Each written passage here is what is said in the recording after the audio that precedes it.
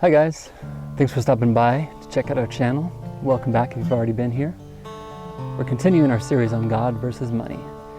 In this video we'll be covering 4 specific teachings or commands Christ gave for all who wish to follow Him, but which are rarely ever mentioned, let alone practiced, within just about every denomination that claims His name. That might sound like a bold, even arrogant, or simply wrong statement, but we hope that you'll spend just a few minutes to hear us out. Please bear in mind that we're not speaking from some self-righteous, holier-than-thou perspective.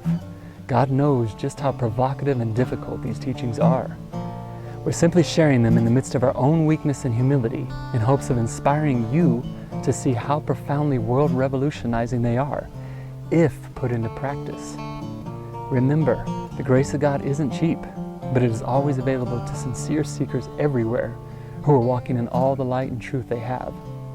So with that in mind, let's start with one of Jesus' most challenging and thereby most universally despised teachings within institutional Christianity.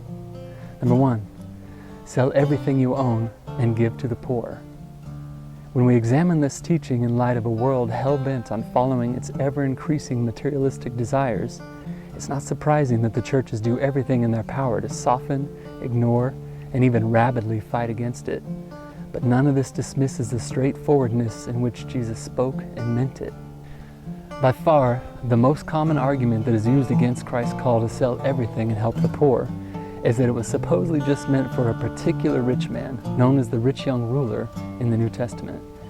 You can read about this interaction in Luke 18, verses 18 through 30. However, we're more often than not surprised to find that the same people who use this argument aren't aware of several other occasions where Jesus gave this exact same teaching or command to huge crowds that had gathered to hear Him.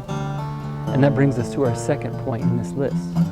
Number 2, so therefore, no one can be my disciple who does not forsake and give up all his own possessions. Just to clarify, there's absolutely no difference between a disciple and a Christian, or a follower or a believer. There's a passage in the book of Acts that clearly shows this. Quote, the disciples were first called Christians in a town called Antioch. The second teaching is a prime example of how Jesus addressed anyone, both then and now, about what He expects of a would-be follower.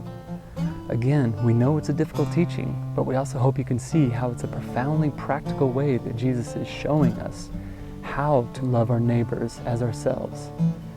It's also an intimate revelation of the kingdom of God, which is completely opposed to all past and present systems of man that are built on greed and competition instead of sharing and cooperation. As we've covered in our other videos in this series, these 2 teachings were highly regarded and practiced by all believers in the first few centuries of Christianity. Somehow they must have missed that memo that said these teachings had become irrelevant.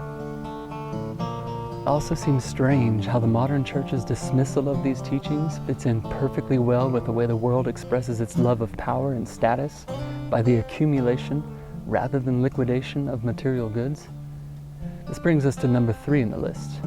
Jesus said, do not store up treasures on earth, but in heaven, where neither moth or rust destroys, and thieves can't break in to steal it. Here we see again just how countercultural Jesus' stance has always been in favor of radical sharing and against status built on greed. Some people might miss the point due to use of the word treasure, but it only takes a moment or 2 of reflection to realize this outdated term has broad applications. Is a large bank account idly gathering interest a treasure that could be used to help others? How about a home full of expensive knickknacks or an entire room devoted to guitar collections? Are these treasures? What about owning more cars than you can drive or homes you don't live in while others, like Jesus Himself, have no place to lay their head? You get the idea. So rather than letting moths eat all the extra clothes or rust destroying your unnecessary cars and thieves trying to steal whatever else, Jesus was pointing us towards an economy of love to help create the world God really intends for us.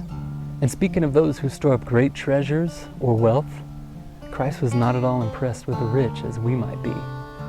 In fact, He puts it in such a way that should deeply shock and challenge any of us, particularly in the first world countries who have so much excess while most of the world struggles under crippling poverty.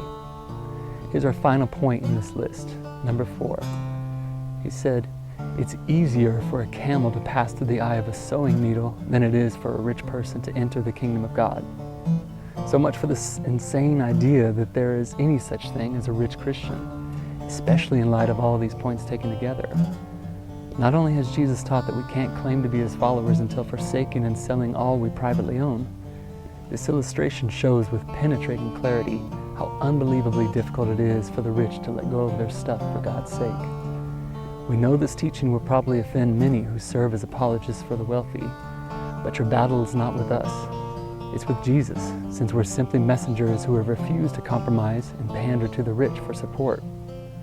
Mainstream churches have deviated from Christ long ago because they have always been afraid to offend the wealthy by staying committed to communicating these uncomfortable truths he taught.